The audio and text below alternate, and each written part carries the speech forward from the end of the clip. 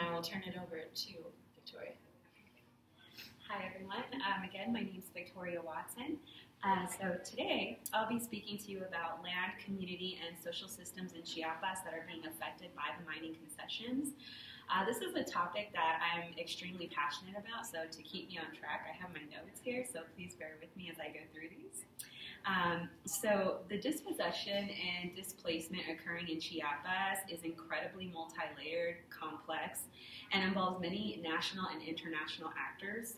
Therefore, my 10 minutes with you today is only going to scratch the surface of the real intricate, deeply rooted issue that's going on there. And not just specific to Chiapas, but around the world. So the mining concessions in Chiapas are a result of a globalized economy, one that's seeking to fulfill the supply and demand of natural resources, as mentioned by Dr. Holland. These concessions are made possible primarily through the passing of NAFTA and the ratifications of Article 27 of the Mexican Constitution.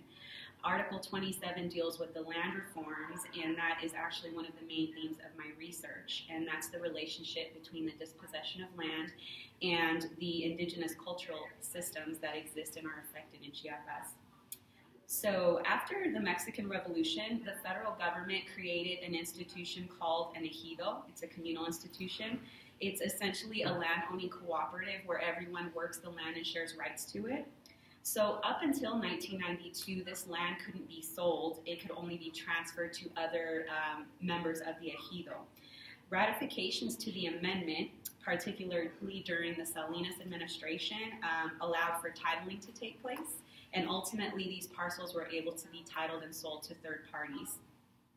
So as a result of that, there's been many unethical and violent ways of appropriating this land, which is in effect displaced hundreds of individuals and has had serious cultural and social implications with it.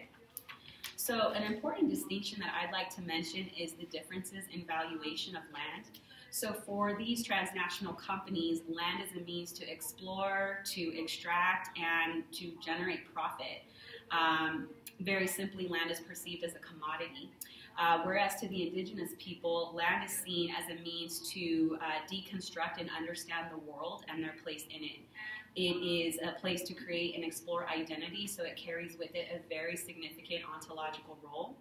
It's also a space for individuals to come together and to share their culture, their language, and conserve the ancient wisdom of their ancestors.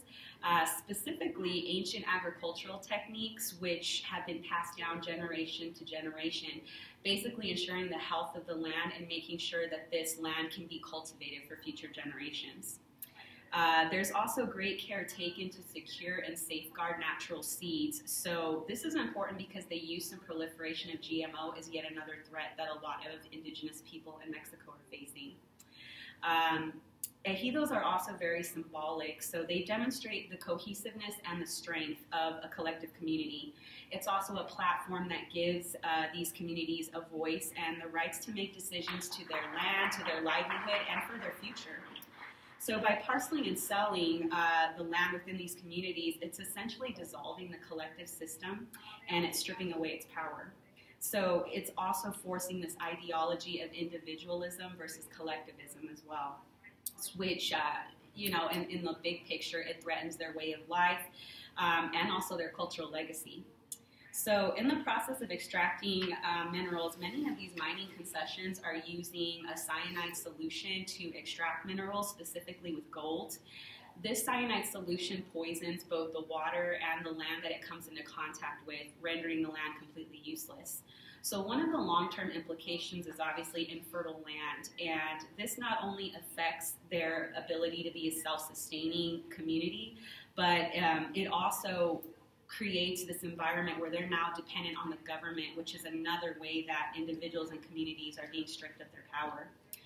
So most of my research actually focuses on the lived experiences of the indigenous women in Chiapas, specifically in the ejidos. One of the groups that we worked with was the Centro de Derechos de la Mujer de Chiapas, so the Women's Rights Center of Chiapas. And they facilitated a meeting with our group and with several other indigenous women from all different regions of Chiapas who experienced the same type of oppression.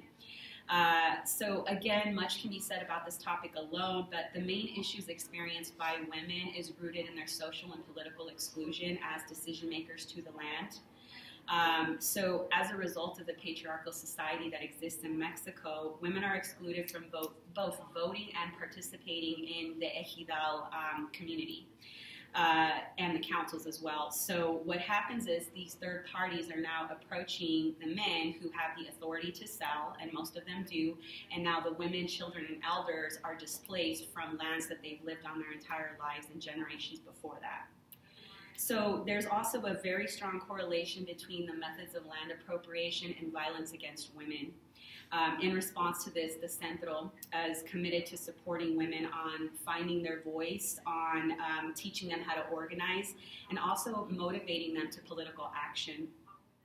So the women's movement is focused on a vote and voice theme. It gives them the ability to not only learn to be decision makers in the sense to mobilize and organize to have that right, but also to take control of their livelihoods and their futures. So this group, along with others, toured several regions of Chiapas to gather information on what challenges were most grave to communities. So in response to these concerns, on January 1st of this year, the National Indigenous Council announced it had created the Indigenous Council of Government, or the CIG. This government will essentially be the voice of 525 indigenous communities throughout Mexico. And in May of this year, the CIG will appoint an indigenous woman as a spokesperson, and she will run in the 2018 presidency of Mexico. The platform will be presented after the candidate is announced, but, and this is a direct quote from the CIG, the platform will be based on the protection of Mother Nature, fair wages, universal and free healthcare, and public, scientific, and secular education. So according to the Zapatistas, this independent candidate will provide Mexican voters with an alternative, and this is a quote, direct quote, an alternative to the political parties that have only produced death, corruption, and the buying of dignities. So both the CNI and EZLN expressed that this campaign is not one of power, but rather a call to the indigenous people to organize in solidarity and to stop the destruction which has plagued the country for so long. Both groups attribute this political endeavor to the defending of lives for every person, every family, every group, every community, and every neighborhood. So while there's many efforts currently underway to resist this constellation of unjust and dismal misfortunes that these indigenous people have faced, the fact remains that the events taking place in Mexico are part of a broader, more global phenomenon. So as consumers, individuals play a central role in the supply and demands of goods and services. So each nation's effort to develop new technology, to develop medicine, to participate in global enterprise should carry with it an environmental and a social responsibility. So it's important that as consumers who are thousands of miles away, it's easy to detach ourselves and not be able to see the effects of consumerism, capitalism, and especially neoliberalism. So Mexico, like many other countries, has suffered from mineral extraction and has satisfied needs ranging from greed to powering laptops and cell phones. So it's important to consider alternative methods of energy and self-sustainability.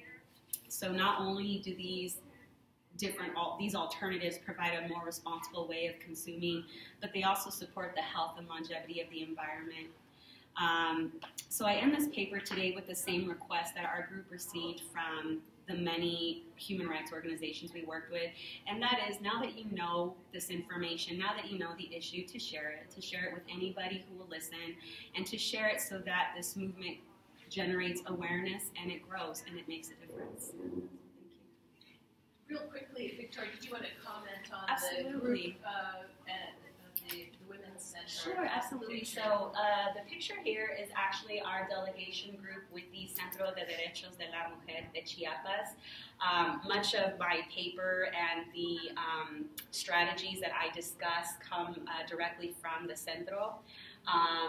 They are helping to organize and mobilize women's groups as well as other groups within the community, children, basically by building awareness from families, the inside out.